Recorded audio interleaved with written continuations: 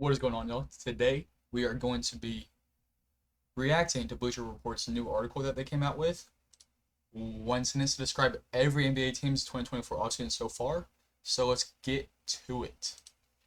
The Hawks. The Hawks. The lottery jackpot was nice, but where is this headed? I think this is everybody's thoughts with this team. This is everybody's thought. whenever they jumped up in the lottery, I was like, wow, that's awesome. Not the right year for it to happen though.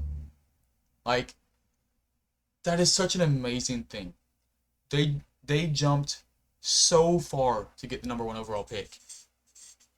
And they got a guy that's maybe probably not top 10 in a normal draft. In most other drafts, this guy's not going that high. And it wasn't even the best player in the draft. The consensus best player in the draft refused to go to Atlanta. He forced his way to Washington, which is crazy. But whatever. After that, they traded Dejounte Murray to the Pelicans, and everybody's thinking, oh, they probably got Brandon Ingram, right? No, Larry Nance and Dyson Daniels. So it's just they're kind of in a weird spot right now. But I agree with this take. I agree. Let's move on. Got the Celtics running it back with the NBA's best roster, 100%.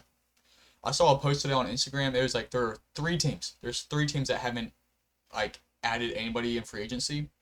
It was the Celtics, the Lakers, and the Cavs.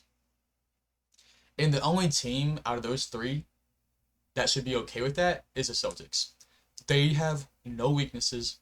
They've extended pretty much everybody that they need to extend on their team. Um, and yeah, they're doing this the right way, y'all. They're running it back with the best team in the league, and I'm excited. I'm excited to see what they're going to do next year. I'm expecting them to be just about as dominant as they were this year, but we'll see. Brooklyn Nets roll out the tank. They're rolling out the tank, y'all. They they surprised me. I'm not gonna lie, they surprised me whenever they extended Nicholas Claxton and didn't trade him. Whenever he first signed it, I tweeted out immediately. I was like, about to be a sign and trade. About to be a sign and trade. It hasn't happened yet. I wouldn't be surprised if him and Cam Johnson get traded before the trade deadline. But as of now, their team is looking bad, but they have those two guys that will probably be traded. Will probably be traded, along with probably Dorian Finney-Smith too. He's a guy that contenders are probably going to be trying to get, so that wouldn't surprise me either. But they're definitely on the on the Cooper Flag sweepstakes.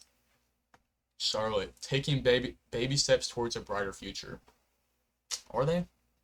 Are they? What have they done? I don't know if I missed something, but I don't know what they've done. They extended Miles Bridges, yeah. I knew that.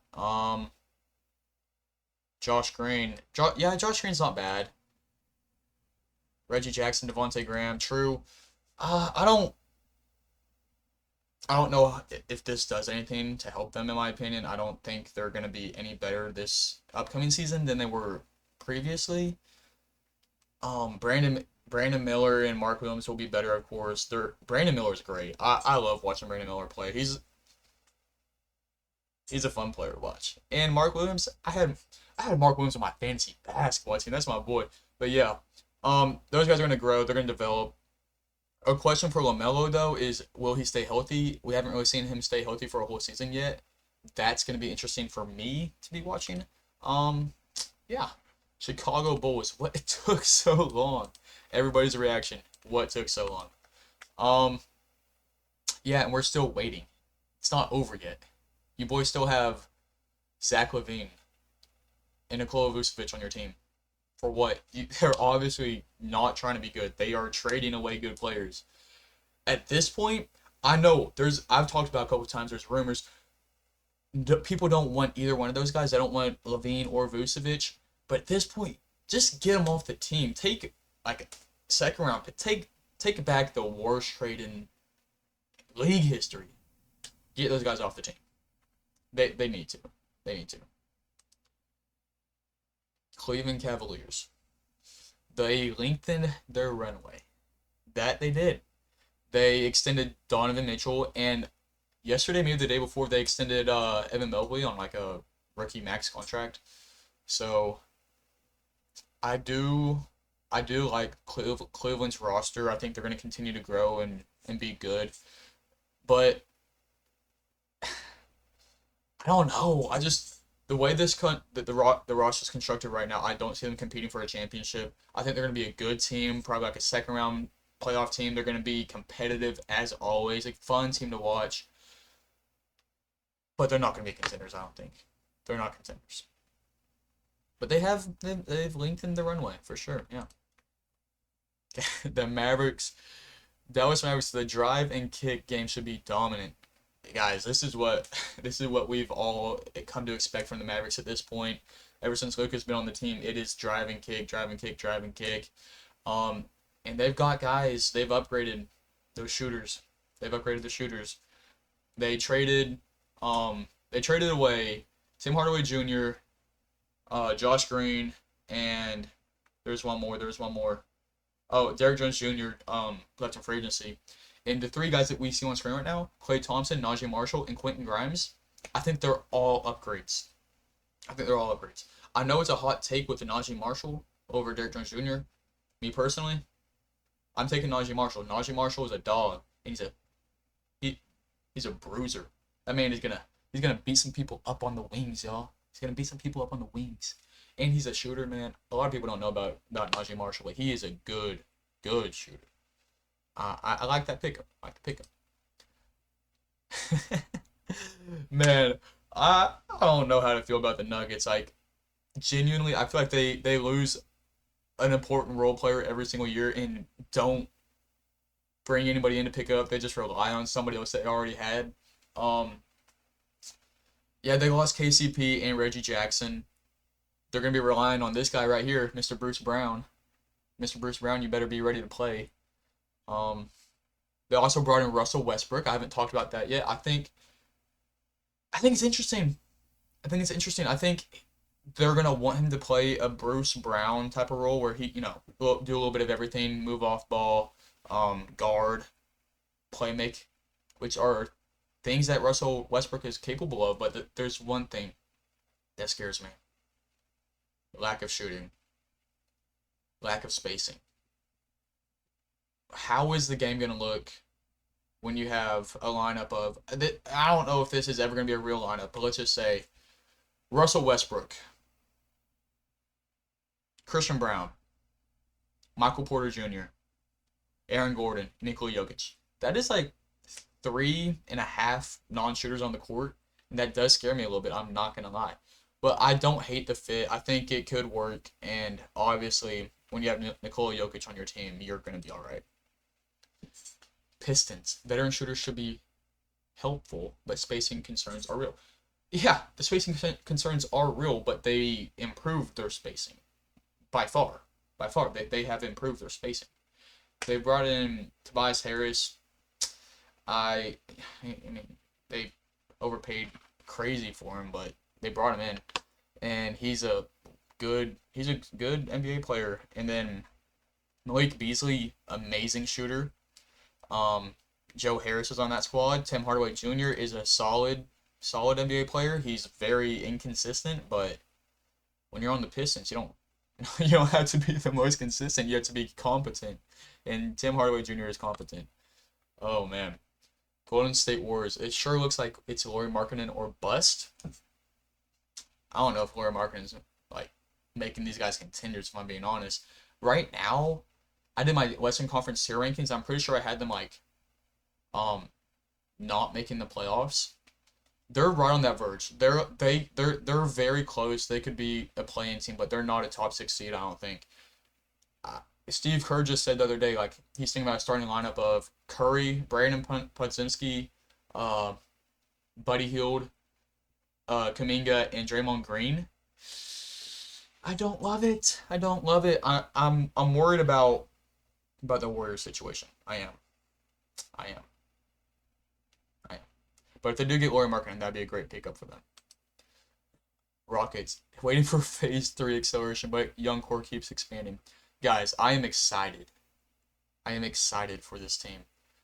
They're very young, very explosive. They have a great coach in Ime Udoka, who has been building this system ever since he's come in. They're getting better every year. I'm very excited for Jalen Green, very excited for Alperen Sengun, very excited for this guy and Cam Whitmore.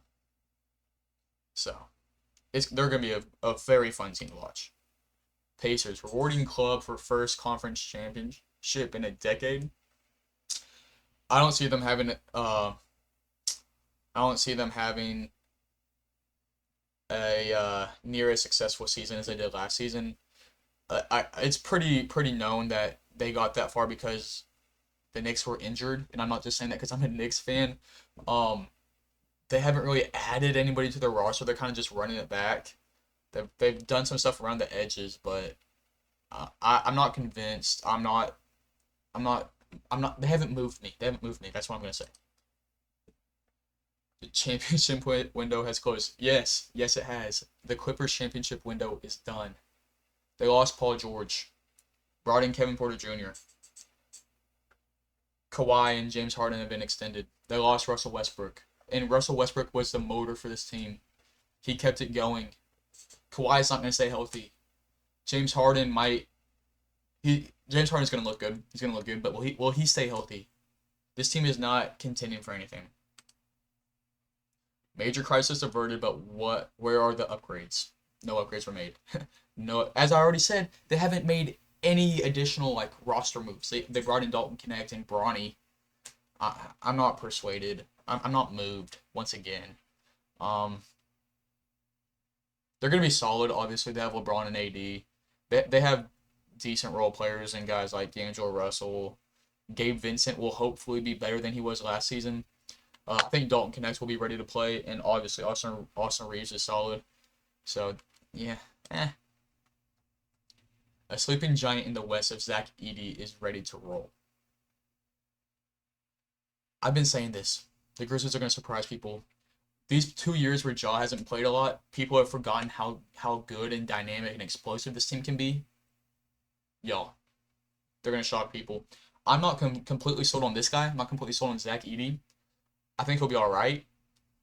Um, but yeah, I think this team's going to be solid. They're going to be good. Miami Heat. A potentially loud summer was uncomfortably quiet. Very quiet for these guys. Very quiet. Very quiet. Yeah, I don't like what they did. I think their window's gone as well. Um, there was a lot of turmoil, I'll say, towards the end of their season, after their season, about Jimmy Butler, Tyler Hero, people like that. But I don't know. I don't know. Jimmy Butler's playing for his contract at this point, I think. Training camp better be more productive than the offseason. Yeah. Yeah. They like I like the Gary Trent Jr. pickup, I'm not gonna lie. I do like that. But but I still don't trust these guys. I don't think they're contenders. I I wasn't sold on them last season. I They need to utilize these two guys better. They need to utilize this combination much better than what they did last season. And if they do that, maybe I'll be watching them a lot during the season and kind of figure out my opinion on them. But as of now, I don't see them making a whole lot of noise in the playoffs. For the Timberwolves, offense was the clear and correct focus. Very clear with the way they drafted. Both these guys are very, very explosive offensive players, but I do have a little bit more faith in Terrence Shannon. I'm not gonna lie. I think his body is better for the league at this point. Rob Dillingham is very small, and like usually small guys, if they have longer wingspans, that will help them. But he doesn't. He has a short wingspan, and he was a little bit inefficient in summer league, and I don't really care a lot about summer league, but it is, it means a little bit. But I think Terrence Shannon is gonna be great for them. Pelicans, what's happening at center? Yeah, I still don't think they have a center on this roster. Um, I do like the addition of DeJounte to this team. I I don't know. I don't know what they're gonna do at center. I imagine they're gonna package Brandon Ingram in some way, shape, or form, and try and get a center from him. Um, I'm not sure, but I think they're gonna be an interesting team to watch for sure. The Knicks. Nova Knicks could could be Celtics' biggest threat in the East. I agree. This like I know you're not supposed to build teams to beat a single team because what if you're running into somebody else, but the way this team is built is perfectly perfectly fit to match up against the Celtics and honestly pretty much any other team just because they're so dynamic. Like they have so many guys that can do a little bit of everything. Then you have your stars in Brunson and Randall. The only hole at this point, in my opinion, is the backup center. And more than likely that will be Precious Achua. He's just kind of waiting around for the Knicks to be like, yeah, we want you back while they explore the market. But more than likely, I think it'll be him. But they're gonna be such a fun team to watch, y'all. They're gonna be so good. The Thunder loaded roster looks like best in the West. Yeah, yeah. They didn't lose anybody. We saw how good they were last year. They bring in Alex Caruso for Josh Giddey. They traded Josh Giddey straight up for Alex Caruso. Love it. And then they bring in Isaiah Hartenstein. What does that address? It addresses with Alex Caruso shooting and defense, upgrades in both, and playmaking. I don't know if it's upgraded playmaking, but like he's still a good playmaker. And then Isaiah Hartenstein addresses the very clear issue that they had in the playoffs of rebounding. So I love what they did. The Magic. Incremental improvements to an already solid squad. Yep. Yep. I imagine they'll be around a 4 or 5 seed once again next year. They they brought in KCP, which kind of fits into what they're trying to do with the guards with Jalen Suggs. Just like somebody who's going to get after on defense and then play the right way offensively. Like you're not going to try and do too much, but you're there and you're going to be good in your role. And he's a great addition to the spacing for them as they didn't have a lot of spacing this past season. So his shooting is going to be good for them. All in wager on free agency hit big. I don't know. Once again, Paul George does not move the needle for me for this team, and I don't I don't I don't know what to think of them. Like on ESPN, whatever, they keep on flashing up the graphics of their depth chart, and it doesn't impress me honestly. It really doesn't. Like they're gonna be a good team, of course, but injuries, chemistry, age. I don't know. I don't know. I think they're gonna be solid, of course, but I don't see them contending. The Suns are doing the best they can. Yeah, they're everybody knew going into this offseason there wasn't a whole lot these guys could do. I think they're mainly relying on these guys just to mesh well and play better next season, which is entirely possible. They brought in Monte Morris, which I think is a great pickup, a true point guard, like what they were needing, a guy that's going to come in there, get them into their actions, and be ready to shoot the ball. So I think that'll be good for them. But also bringing in Mike Budenholzer, I like that. It's definitely an upgraded coach over Frank Vogel, so that will be good for them as well. The Blazers, you know what? It I don't know. I don't know what direction they're going. They had a weird trade at the beginning of the season. They brought in Daniel Villa, and then they still have Jeremy Grant. They drafted a center when they already have 2 starting caliber centers on their roster. So it's just interesting. It's very interesting. But I'll watch them for a little bit. Probably like a week or two into the season, then I'll be done. Kings improved roster, but to what degree? I agree.